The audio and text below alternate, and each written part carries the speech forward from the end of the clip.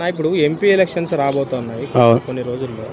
ఎట్లా ఉన్నది ఇక్కడ, జనాలు ఏమనుకుంటున్నారు? ఇక్కడ బీఆర్ఎస్ నుంచి లక్ష్మారెడ్డి, కాంగ్రెస్ నుంచి సునీతా మహేందర్ రెడ్డి, బీజేపీ నుంచి ఈటల గారు పోటీ చేస్తా ఉన్నారు. ఏమనుకుంటున్నారు? ఇది ఏ ఊరు? ఇది అద్రాస్పల్లి విలేజ్. పేరేం పేరు? నా పేరు దయాకర్. ఓకే, ఇక్కడ ఏమనుకుంటున్నారు మరి? ఇప్పుడు కాంగ్రెస్ది చూసిరు పాలన, బీఆర్ఎస్ది పాలన చూసిరు.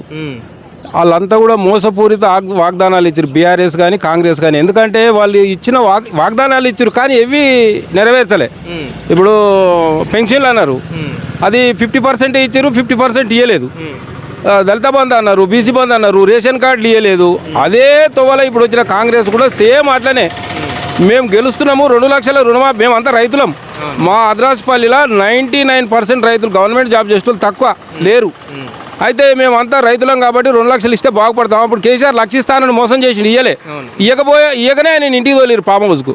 అయితే ఈయన 2 లక్షలు ఇస్తా అంటే ఆశపడి వేసిరు. రుణమాఫీ చేస్తా అన్నాడు, ఇంకెక్కువ చేస్తాడు. ఆయన ఎకరానికి 5 అంటే నేను ఎకరానికి 7,000 అన్నాడు. అయితే ఆ రుణమాఫీ లేదు, ఆ రైతు బంధు లేదు, వడ్లకు 500 బోనస్ అన్నాడు. ఇప్పుడేమంటుంటే మళ్ళీ వానకాలం పంట అంటుండు, యాసంగి పంట, అది లేదు. ఈ 6 గ్యారంటీలు అన్నాడు, మీటర్కు 0 అన్నాడు. మీటర్ బిల్లు ఏంటంటే ఎలక్షన్ కూడా అంటుండు, ఆ మీటర్ బిల్లు అట్లనే ఉంది. గ్యాస్కి ఇస్తా అన్నాడు, గ్యాస్ వస్తుంది, ఏం లేదు.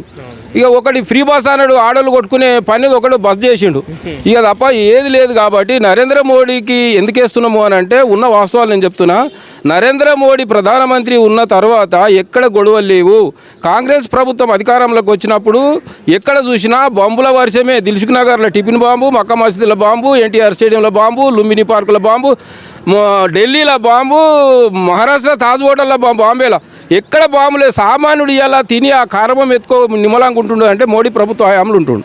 మనకు కావాల్సింది మోడీ గవర్నమెంట్. ఎప్పుడో రాముని కూడా 500 ఏళ్ళ తర్వాత ఉన్నది ఆడ రాముని కూడా అంటే ఎవరితోటి కాలేదు. ఇలా మోడీ కట్టించిండు.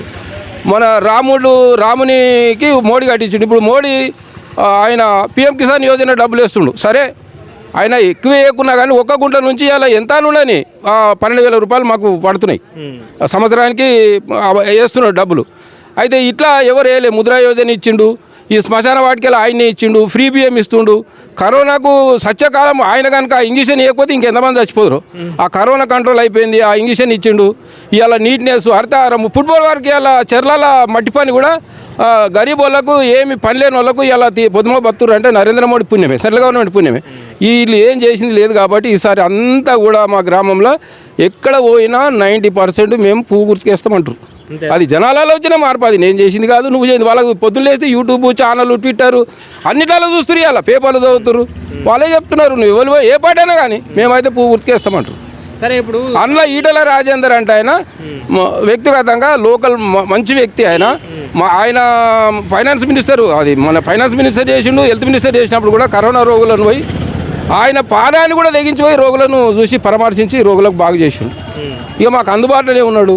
కాబట్టి ఆయనకు ఏదామని అందరం ఈసారి డిసైడ్ అయినాం. సరే, ఇప్పుడు మొత్తానికి తెలంగాణ రాష్ట్రంలో కాంగ్రెస్ ఉంది, మరి బీజేపీకి ఓట్లు పడతాయా? 100% బీజేపీ పడతాయి. కాంగ్రెస్కి ఇవ్వలేరు. కాంగ్రెస్ మాటలన్నీ మోసపూరిత మాటలే. వాళ్ళు అన్ని స్కాములు, మొత్తం స్కాములే. వాళ్ళది 2G స్పిక్టర్ స్కాము, బొగ్గు స్కాము, వాళ్ళ స్కాము, యూరియా స్కాము, ఇట్లా చెప్పుకుంటే పోతే హనుమంతుని తోకోలే స్కాములు చేసే వాళ్ళు కాంగ్రెస్ వాళ్ళు. వాళ్ళు పంటికి అందకుండా మింగుతారు, ఒక పళ్ళు కూడా అల్లకుండా లట్టుకుని మింగేటది కాంగ్రెస్ పార్టీ. అది కాదు, వాళ్ళతో చెయ్యరని చెప్పి ప్రజలు నీరసించిపోయి అలా పువ్వు వైపు మరిపోయారు అంతా. సరే, ఇప్పుడు కేంద్రంలో ఎవరుంటే బాగుంటుంది? కేంద్రంలో మోడీ. ఎందుకు ఇప్పుడు రాహుల్ గాంధీ కూడా భారత్ జోడో? రాహుల్ గాంధీ తోటి కాదు ఈ దేశం పోతుంది. రాహుల్ గాంధీ గానికి ఇస్తే వేరే దేశం వచ్చి దేశాన్ని విచ్ఛిన్నం చేస్తారు. ఇది ఆగమైపోతుంది. ఒక నరేంద్ర మోడీ కాపాడే సత్తా నరేంద్ర మోడీకి ఒక్కనికే ఉంది, అంతేనా?